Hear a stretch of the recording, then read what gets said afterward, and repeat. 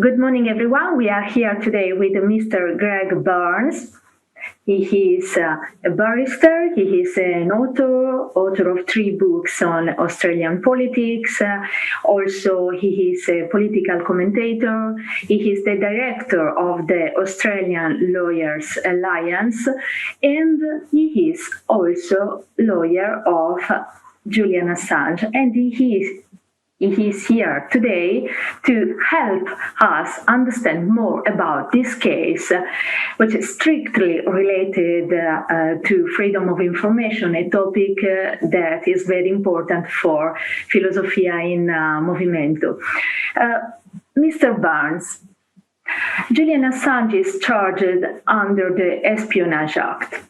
During the extradition hearing in February and in September, the prosecution tried to say that they were not actually prosecuting him because of WikiLeaks disclosures about real facts, about war crimes, but actually they said that the real reason was his attempt to hack the government computers. But at the same time, during those hearings, we had defense witnesses who highlighted that in the biggest schools of journalism in America, they teach their students to obtain classified documents.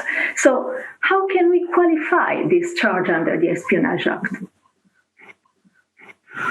Well, firstly, thanks for having me with you this morning, your time, this evening, my time. My role, just to explain to people a little more, I have done some legal advice work for Julian over a number of years. I'm now very heavily involved with his father in the Australian Assange campaign because, of course, he is an Australian citizen. So to answer your question, the Espionage Act seems to us to be the wrong legislation. If we take the prosecution case that it's a hacking charge, why would you need to use the Espionage Act? If you're going to use the Espionage Act, that makes essentially anyone who gives information to a journalist or a media organisation, and in fact it makes the media organisation or the journalist a spy or in breach of the Espionage Act. What's dangerous about this case is that this is the first time the Espionage Act has been used against a person who is not an American and who is not in the United States jurisdiction and was never in the United States jurisdiction. So the risk here is that if the United States is successful, journalists in Italy, journalists in Australia, anyone who writes something or publishes material which the United States deems to be not in its interests, could find themselves in a position where they are prosecuted under the Espionage Act. So who can do something for this? Is this just work for the Assange legal team, or there is someone else who can take some steps to prevent this from happening? Yeah, well, look, at the end of the day, extradition cases are political, particularly a case like this. There's got to be, and I know that you and your colleagues in the Italian Parliament have done a great job. John Shipton, Julian's father, I know was over there in the middle of the year, I think, or last year, I think it might have been now. And we need politicians from Italy, from Australia, from all around the world to be putting pressure on the United Kingdom government. We need them particularly at the moment to be putting pressure on US President Donald Trump to pardon Assange. He can do that. The pardon power in the United States Constitution is very broad, so you don't actually have to be found guilty of a criminal offence. It can simply be that you've been charged. He could announce a pardon for Assange tomorrow, but it does need pressure because this is a case about democracy and it's a case about freedom of speech as an essential component of democracy. But how many chances we have that Donald Trump is really acting to pardon Assange if he was actually the initiator of the action against him? Well, I mean, it's a very good question. The thing about Trump, of course, is that he's unpredictable. There are a number of people on the right of American politics, including, for example, Tucker Carlson on Fox. We saw last week Sarah Palin, the former vice presidential candidate, come out and support Assange. We've seen Rand Paul, who's a United States Republican senator and quite close to Trump. We've seen him come out and support Assange. And they're doing so on the basis that this is important to stand up for freedom of speech. I mean, one of the things that Trump has talked about in his administration is the issue of freedom of speech, and he's got an opportunity to do something and leave a legacy of protecting democracy. Now, you know, people may have varying views on Donald Trump. There are varying views on Donald Trump, but the reality is he has that power, and every president exercises the pardon power in their last month, and he's got an opportunity to do the right thing here. Yeah, we still have some days to see if this is going to happen. Let's talk also about Julian Assange's human rights, because he is right now in Belmarsh prison. I saw a tweet some days ago from Stella Morris saying that he still didn't receive, for example, his warm clothes for the winter, and he has to cover his windows by using books because during the night it is actually freezing.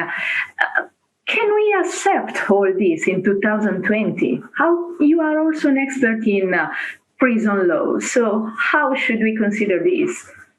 Well, we should consider this to be a major breach of human rights. I mean, the reality is that Belmarsh prison is not fit for service. It should be closed.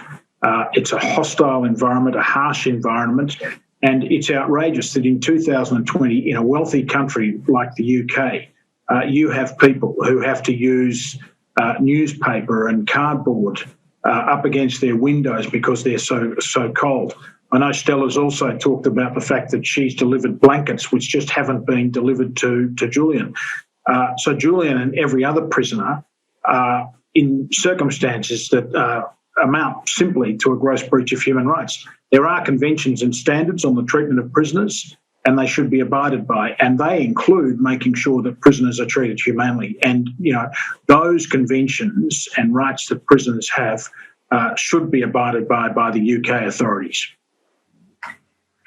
You made me think about the fact that Niels Melzer, the United Nations Special Rapporteur on Torture, already several times spoke up on this, and he actually said that in 20 years working on cases of torture, he never saw a group of democratic states like the UK, the US, Ecuador, and Sweden bullying an individual just like they did with Julian Assange. But he actually didn't receive any real answer from the UK. Is this normal? Look, sadly, Sarah, what's happened, and Australia has done it in recent years, when people like Niels Melzer speak out about torture and about human rights abuses, we've seen a lot of selective action on the part of states like Australia, like the United Kingdom, US, elsewhere. When it suits them, they will listen to the United Nations. When it doesn't suit them, they won't. But the reality is this, that Niels Melzer has been right about this from day one. This case does amount to torture. The mistreatment of Julian Assange over a long period of time amounts to torture.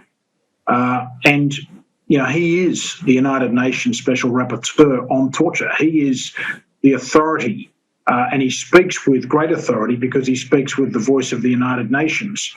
And so, you know, if countries like Australia and the United Kingdom and elsewhere are serious about being participants in the United Nations, then they have to make sure that they heed the word of the United Nations always, not just when it suits them. Is this the case that will influence freedom of information forever in case Julian is extradited? Can you confirm this? Yeah, look, I mean, Sarah, my point about this case, and I think I mentioned it a moment ago, was that the dangerous precedent that it sets, and that's why it is a case, a very important case in the context of, you know, the 20th and 21st centuries.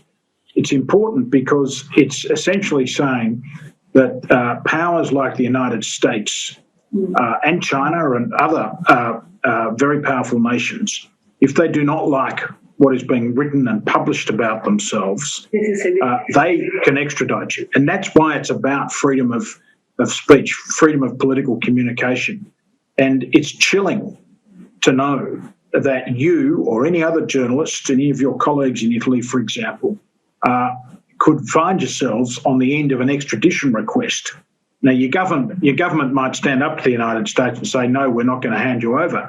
But you can't always trust governments. And in any event, who wants to be in that position? And so that's why it is a really critical case, because I don't know of any other case like it when it comes to freedom of speech cases in recent times. This is unprecedented, and that's why it's so dangerous.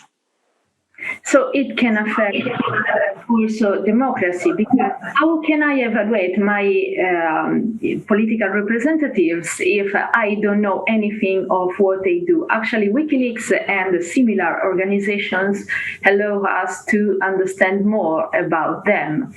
So can we say also that the case is about the right to knowledge in general?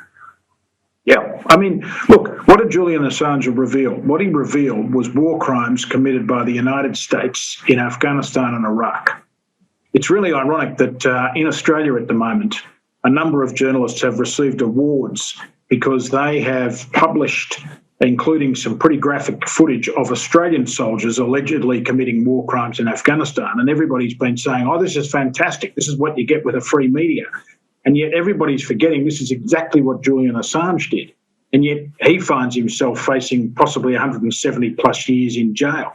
And so it's critical that we keep governments accountable. And it's particularly critical that we keep governments accountable in the context of wars and abuses of power. And so, again, that's why this case is so dangerous, because it threatens the very, very heart of democracy, which, of course, is keeping government accountable. And so what your country can do more in this moment, because he's an Australian citizen. Yeah, I mean, this is an Australian citizen. We saw recently the Australian government move to rescue Kylie Moore-Gilbert, who was an Australian academic. She was in Iran. She'd been jailed in Iran for some years. They were able to get her free and get her back to Australia. So when the Australian government wants to do something, it will do it. What it should be doing is what it should have done some years ago in this case. It is very close. Australia is very close to London and very close to Washington. They're the key allies for this country. And we've got, a reputation amongst those countries which is good. And so we can use that leverage to say, look, when it comes to Assange, we don't want to see any Australian citizen facing a death penalty or the effective death penalty, which is 170 years in jail. It's disproportionate, even if you believe the crimes, it's disproportionate, and we want to see him come back to Australia and be with his family. That's what the Australian government can do. There are calls in Australia for the Australian government to do it. There is a parliamentary group similar to yours, which has been calling for this for some time.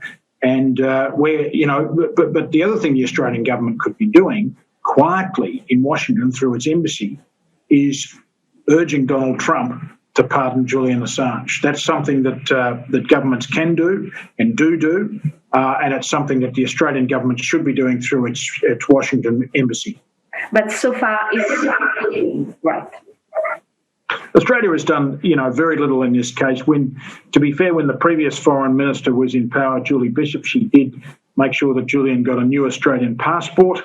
But the reality is that the Australian government has not done what it should do to protect this citizen. And yet, at the same time, as I said, it's been protecting other citizens who find themselves at the end of gross injustice, whether it be Kylie Moore-Gilbert in Iran or Australians who get caught in Indonesia with drugs, for example, and face the death penalty. Australia does what it can to get them back into Australia. So it should be doing the same for Assange. This case is no different, and this case is fundamentally important for democracy. We saw that also the Council of Europe in January called for the release of Julian Assange, and so we are expecting to see also a reaction from the countries that are member states of the Council of Europe. I thank you so much, Greg. It has been Thank you, Sarah. For our public to have your point of view and your answers to our questions. Thank you so much for this. Thank you very much, Sarah.